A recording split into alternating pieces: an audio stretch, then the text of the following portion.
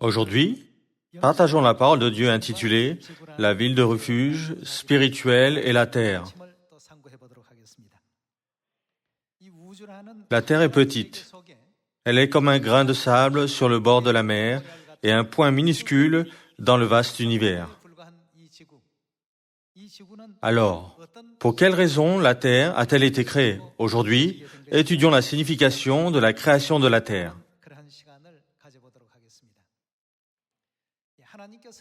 Dieu a dit qu'il a tout créé avec sa volonté et son intention. Même une touffe d'herbe ou un arbre ont été créés pour une certaine raison. Lorsque notre Père Céleste et notre Mère Céleste, Dieu Elohim, ont créé l'univers, ils ont dit qu'ils avaient une volonté en créant la terre. Alors, pour quelle raison la terre a-t-elle été créée? Pour qui ont-ils créé la terre? Les scientifiques établissent de nombreuses hypothèses et s'efforcent de les prouver, mais c'est notre Père et notre Mère qui ont conçu l'univers et qui ont créé les êtres humains et la vie. Par la Bible, ils nous disent que la terre n'a pas été faite au hasard, mais qu'elle a été créée avec la grande volonté de Dieu.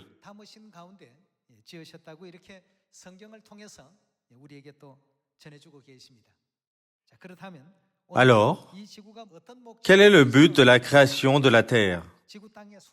Pendant leur vie sur terre, les gens pensent « Pourquoi suis-je né? La vie est courte.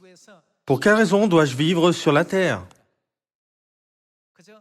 Mais beaucoup de pauvres âmes ne font que passer leur vie sans connaître le sens ni le but de la vie. Mais je vous demande de ne pas considérer la vie sur terre comme tout ce que nous avons, mais de comprendre ce qu'elle est en réalité. Pour que nous puissions nous repentir complètement, avoir la bonne foi et retourner au ciel. La terre est la ville de refuge spirituel. Pour le dire directement, la ville de refuge est la prison de nos âmes. Pour quelle raison la terre, la prison de nos âmes, a-t-elle été créée? Quel est le but? En étudiant la loi de la ville de refuge de l'Ancien Testament, nous pouvons comprendre la raison pour laquelle nous vivons sur la terre, car il y a une relation d'ombre et de réalité entre les deux. De plus, nous pouvons apprendre que nous retournerons à notre maison spirituelle éternelle lorsque nous quitterons la terre. Ainsi, prenons le temps de confirmer tout cela par les lois de l'Ancien Testament écrites dans Nombre chapitre 35. Puisque la terre est une copie et une ombre pour nous, comparons la terre et le monde spirituel. La loi de la ville de refuge de l'Ancien Testament, que l'on peut lire dans Nombre chapitre 35 verset 9, implique beaucoup de choses pour nous. En étudiant la loi de la ville de refuge avec attention, nous pouvons apprendre toutes les choses importantes concernant nos âmes. Si nous ne comprenons pas la loi de la ville de refuge, qui a été faite comme une ombre, nous ne comprendrons pas pourquoi nous vivons sur la terre et pourquoi nous devons suivre la vérité de la nouvelle alliance. C'est ainsi que nous ne pourrons pas éviter d'avoir une foi incertaine. Nous devons comprendre cela clairement pour avoir une foi ferme. C'est pourquoi Dieu a dit « Mon peuple est détruit parce qu'il lui manque la connaissance ». Regardons ensemble les enseignements de Dieu. Dans Nombre, chapitre 35, verset 9, il est écrit dans le verset 9, « L'Éternel parla à Moïse et dit, « Parle aux enfants d'Israël et dis-leur, lorsque vous aurez passé le Jourdain et que vous serez entrés dans le pays de Canaan, vous vous établirez des villes qui soient pour vous des villes de refuge, où pourra s'enfuir le meurtrier qui aura tué quelqu'un involontairement. Ces villes vous serviront de refuge contre le vengeur de sang, afin que le meurtrier ne soit point mis à mort avant d'avoir comparu devant l'assemblée pour être jugé. Des villes que vous donnerez, 6 seront pour vous des villes de refuge. Vous donnerez 3 villes au-delà du Jourdain, et vous donnerez 3 villes dans le pays de Canaan. Ce seront des villes de refuge. La ville de refuge est un endroit où les pécheurs peuvent fuir et rester temporairement. Le verset 15 dit, « Ces 6 villes serviront de refuge aux enfants d'Israël, à l'étranger et à celui qui demeure au milieu de vous. Là pourra s'enfuir tout homme qui aura tué quelqu'un involontairement. » Celui qui a tué quelqu'un involontairement signifie qu'il n'avait pas l'intention de le tuer, mais qu'il a péché à son insu. C'était une erreur. Par exemple, supposons que 2 personnes abattent un arbre avec des haches, que la hache de l'une des 2 personnes a un problème et que la lame se sépare du manche, frappe l'autre à la tête et le tue. C'est alors que celui qui tenait la hache a tué l'autre personne accidentellement. Il ne voulait pas la tuer, mais c'est arrivé. Pour qu'une telle personne puisse se réfugier, Dieu a préparé la loi de la ville de refuge. Ici, il est question de ceux qui ont tué involontairement. Là pourra s'enfuir tout homme qui aura tué quelqu'un involontairement. Verset 16. Si un homme frappe son prochain avec un instrument de fer, et que la mort en soit la suite, c'est un meurtrier. Le meurtrier sera puni de mort. Un meurtrier qui tue quelqu'un intentionnellement doit être puni. Selon la loi de l'Ancien Testament, verset 17, s'il le frappe, tenant à la main une pierre qui puisse causer la mort, et que la mort en soit la suite, c'est un meurtrier. Le meurtrier sera puni de mort. S'il le frappe, tenant à la main un instrument de bois qui puisse causer la mort, et que la mort en soit la suite, c'est un meurtrier. Le meurtrier sera puni de mort. La loi dit que si une personne tue quelqu'un intentionnellement, alors elle commet l'iniquité intentionnellement, et elle doit être punie en conséquence. Verset 19.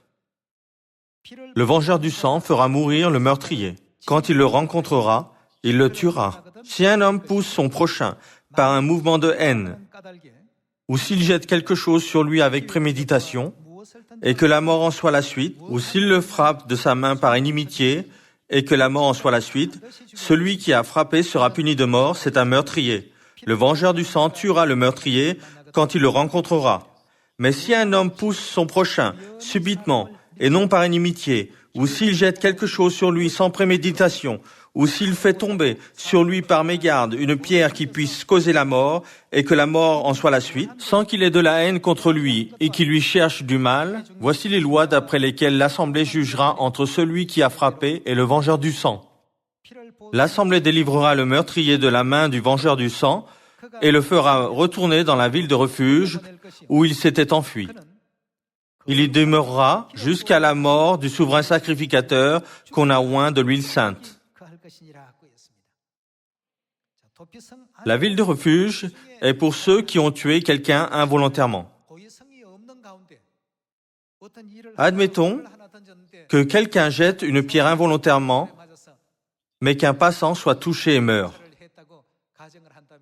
Celui qui a jeté la pierre ne cherchait pas à le tuer. Il ne connaissait pas ce passant et il n'avait pas l'intention de le tuer. C'est arrivé accidentellement et il est mort. Pour aider de tels meurtriers involontaires, Dieu a créé la ville de refuge. Cependant, ce n'était pas pour les meurtriers volontaires. La loi était « tu donneras vie pour vie ». Ainsi, les membres de la famille ou les proches des victimes pouvaient traîner les meurtriers et les détruire, même s'ils avaient fui dans la ville de refuge.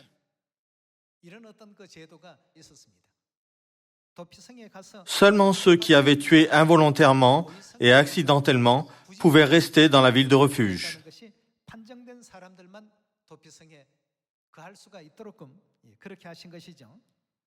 Mais ceux qui se réfugiaient dans la ville devaient y rester jusqu'à la mort du souverain sacrificateur que l'on avait oint de l'huile sainte.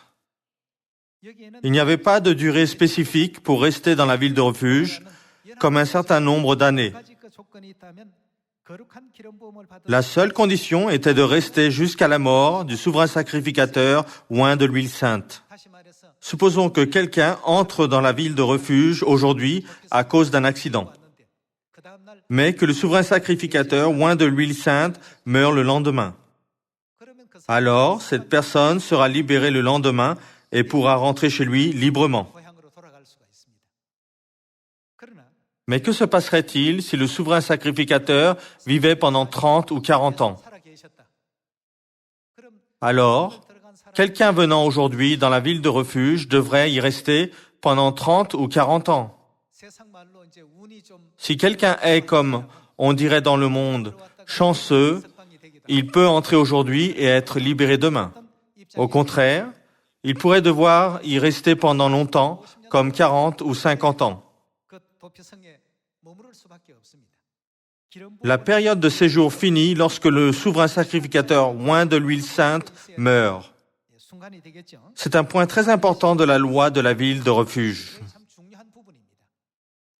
Dieu a fait la loi de manière à ce que nous connaissions un point spirituel très important qui contient la volonté et la providence de Dieu. Continuons avec le verset 26. Si le meurtrier sort du territoire de la ville de refuge où il s'est enfui, et si le vengeur du sang le rencontre hors du territoire de la ville de refuge, et qu'il tue le meurtrier, il ne sera point coupable de meurtre.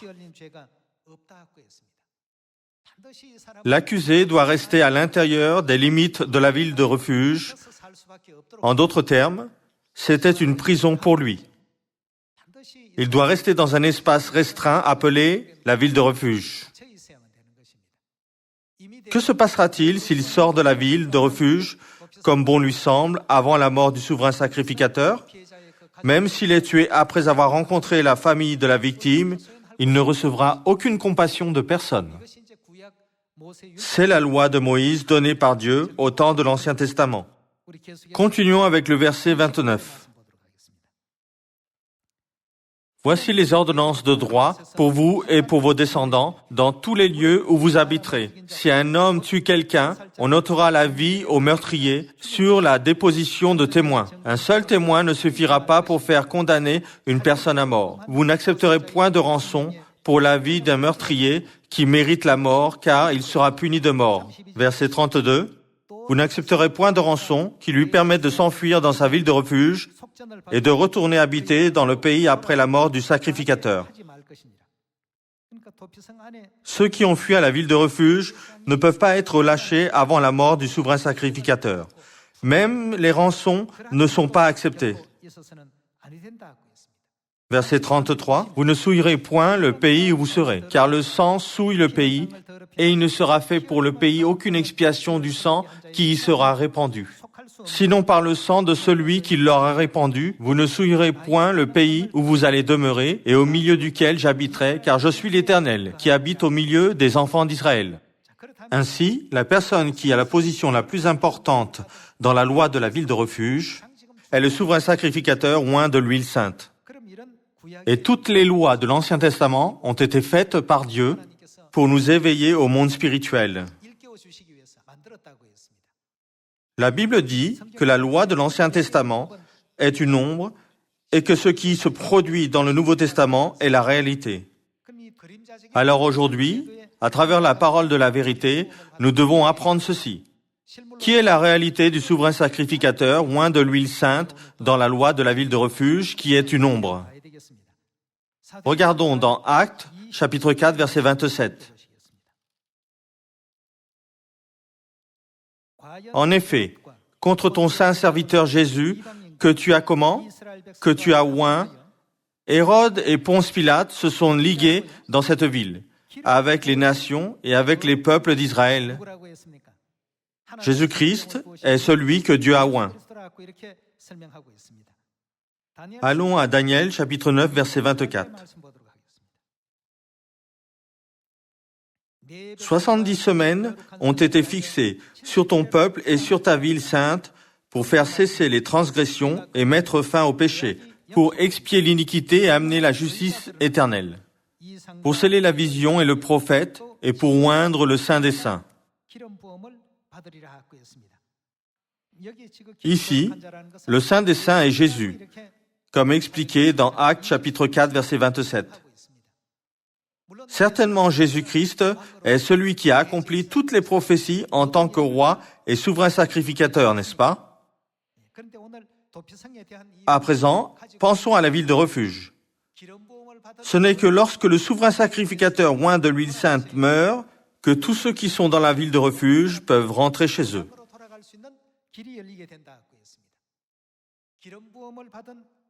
La prophétie selon laquelle nous pouvons tous rentrer au royaume éternel des cieux, seulement lorsque Jésus-Christ, oint de l'huile sainte, meurt, était déjà contenue dans la loi de Moïse donnée par Dieu il y a 3500 ans.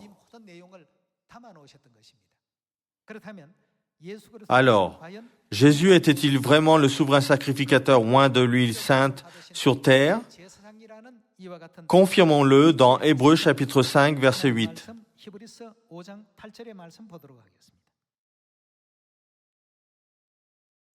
Il a appris, bien qu'il soit fils, l'obéissance par les choses qu'il a souffertes.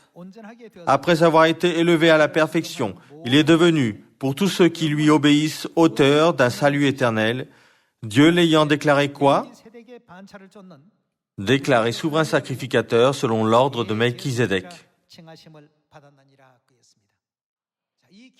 Ce n'est que lorsque Jésus-Christ, le souverain sacrificateur oint de l'huile sainte, meurt, que tous ceux qui sont dans la ville de refuge peuvent retourner chez eux.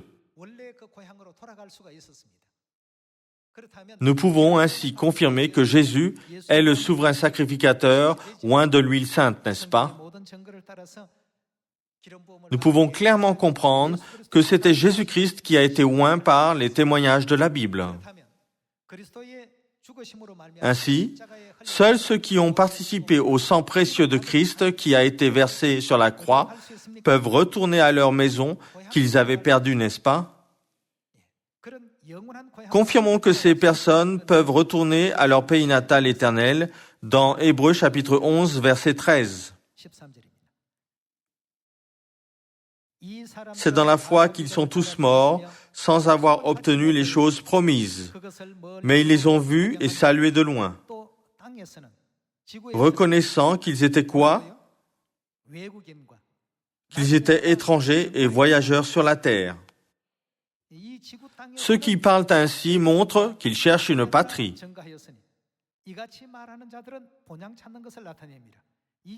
Cela ne signifie-t-il pas que la terre n'est pas leur pays, verset 15? S'ils avaient eu en vue celle d'où ils étaient sortis, ils auraient eu le temps d'y retourner. Mais maintenant, ils en désirent une meilleure, c'est-à-dire une comment? Une céleste. Le royaume des cieux est notre maison. D'après Philippiens chapitre 3, d'où sommes-nous les citoyens? Des cieux. Ainsi, le royaume des cieux est notre maison, d'où nous sommes les citoyens. Nous restons temporairement sur la terre, la ville de refuge. Pour que nous retournions au royaume éternel des cieux, qui doit mourir? Jésus-Christ, qui est le souverain sacrificateur oint de l'huile sainte, doit mourir et verser son sang. Ce n'est que par le pouvoir de son sang que nous pouvons recevoir la grâce de retourner à notre pays céleste éternel. D'après la loi de la ville de refuge dans la loi de Moïse, où sommes-nous en ce moment? Ceux qui ne peuvent retourner chez eux qu'après la mort du souverain sacrificateur se sont réunis sur la terre. Alors, qu'est-ce que la terre d'un point de vue spirituel? C'est la ville de refuge. Dans la ville de refuge, même si quelqu'un a une grande richesse, un grand pouvoir, une grande sagesse et de grandes connaissances, peut-il retourner chez lui de lui-même? Non, il ne peut pas. Personne ne le peut. Seulement par le sacrifice de qui pouvons-nous rentrer chez nous? Du souverain sacrificateur. Sans le sacrifice du souverain sacrificateur, nous ne pouvons jamais retourner à notre maison éternelle. Alors, avec quelle vérité le souverain sacrificateur oint de l'huile sainte nous laisse-t-il participer au sang de son sacrifice? Nous venons de lire Hébreux chapitre 5 verset 10. N'est-il pas dit que le souverain sacrificateur est selon l'ordre de Melchizedek? Ainsi, pour participer au sang du souverain sacrificateur oint de l'huile sainte et pour retourner à notre maison céleste éternelle, ne devrions-nous pas tous appartenir à l'ordre de Melchizedek? À moins d'appartenir à l'ordre de Melchizedek, nous ne pouvons pas recevoir la grâce du souverain sacrificateur selon l'ordre de Melchizedek. Alors, quel est l'ordre de Melchizedek? En résumé, c'est la vérité de la Pâque de la Nouvelle Alliance. Certains d'entre vous entendent peut-être parler de Melchizedek pour la première fois. Alors, étudions rapidement sur Melchizedek à travers le livre de la Genèse, chapitre 14. Nous devons savoir qui est Melchizedek et nous devons remercier et glorifier Père et Mère Céleste de nous avoir fait connaître la Nouvelle Alliance. Regardons Genèse, chapitre 14, verset 17. Après qu'Abraham fut revenu vainqueur de Kedorlaomer, et des rois qui étaient avec lui, le roi de Sodome sortit à sa rencontre dans la vallée de Chavé, qui est la vallée du roi.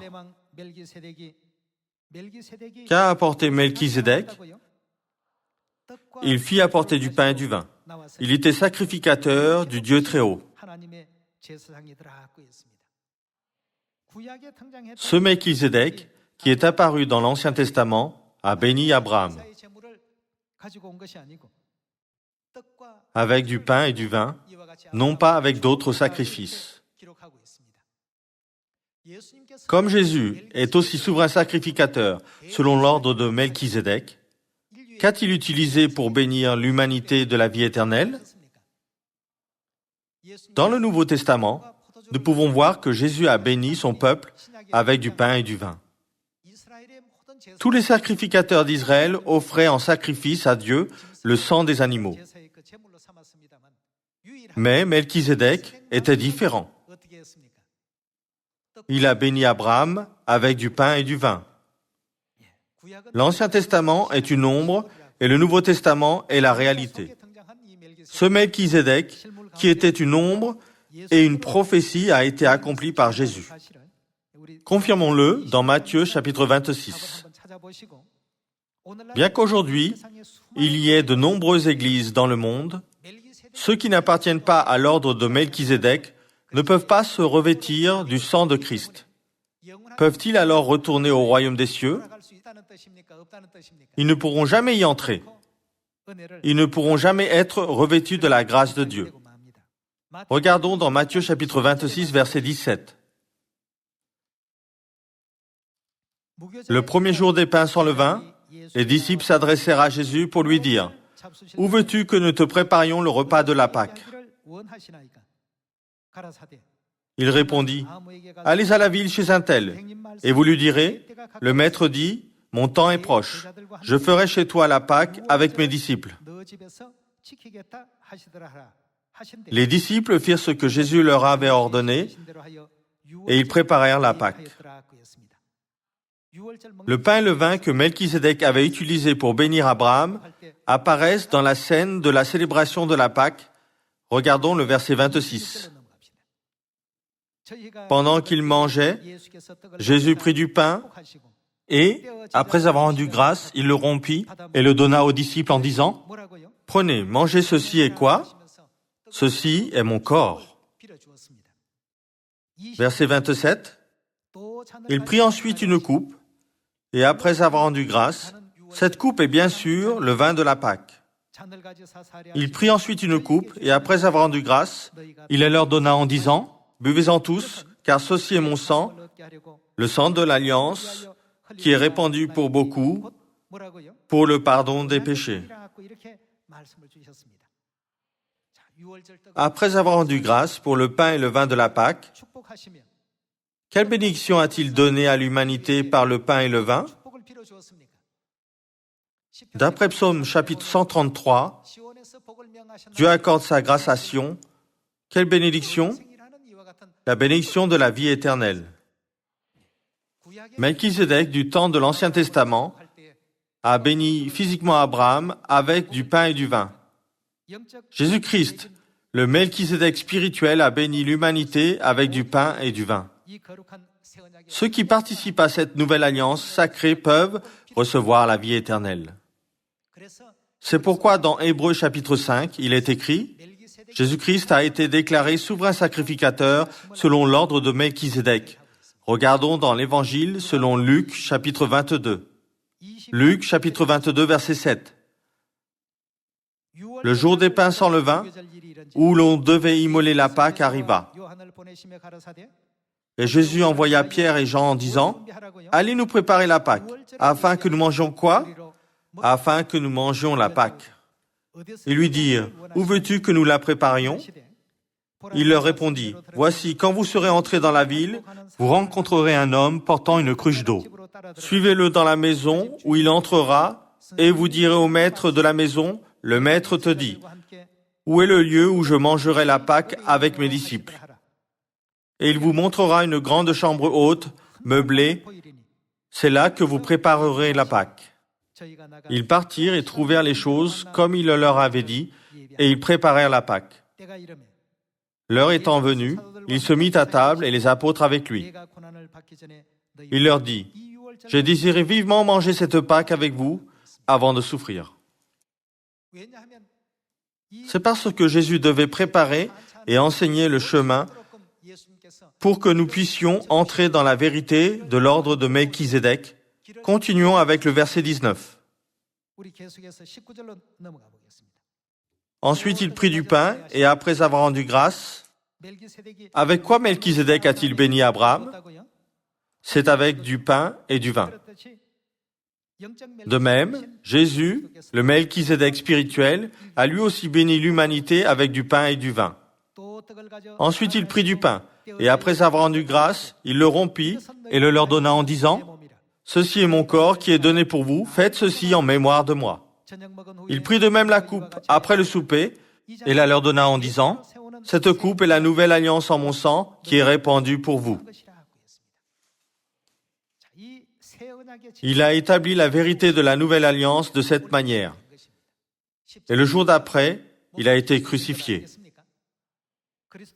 Pour nous revêtir du sang de Christ, nous devons tous célébrer la nouvelle alliance. Dieu dit à ceux qui la célèbrent, « Vous êtes mon peuple. Vous avez la citoyenneté des cieux, vous pouvez retourner au ciel. » Cette terre a été créée avec un certain but. D'un point de vue spirituel, personne n'est venu dans cette ville de refuge sans péché. Parce que tous ont péché, peu importe la gravité. Ils sont venus sur la terre, la ville de refuge. Comme il est écrit dans le livre de 1er Jean, « Si nous disons que nous n'avons pas péché, nous faisons Dieu menteur. » Dans Jérémie chapitre 31, verset 31, confirmons que nous devons suivre l'ordre de Melchisédek. Voici, les jours viennent, dit l'Éternel, où je ferai quoi? Je ferai avec la maison d'Israël et la maison de Juda une alliance nouvelle. Jésus a proclamé la nouvelle alliance par la Pâque, n'est-ce pas? Nous l'avons confirmé dans Luc chapitre 22, verset 20. Continuons avec le verset 32. Non comme l'alliance que je traitais avec leur père, le jour où je les saisis par la main, pour les faire sortir du pays d'Égypte, alliance qu'ils ont violée, quoique je sois leur maître, dit l'Éternel. Mais voici l'alliance que je ferai avec la maison d'Israël. Après ces jours-là, dit l'Éternel, je mettrai ma loi au-dedans d'eux. Je l'écrirai dans leur cœur, et je serai quoi? Je serai leur Dieu. Et ils seront quoi? Et ils seront mon peuple. Dans le verset 33, Dieu a dit, « Je mettrai ma loi au-dedans d'eux. » Que représente ma loi?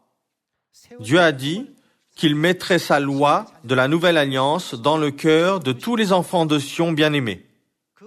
Ceux qui suivent la loi de la nouvelle alliance seront le peuple de Dieu et Dieu sera leur Dieu.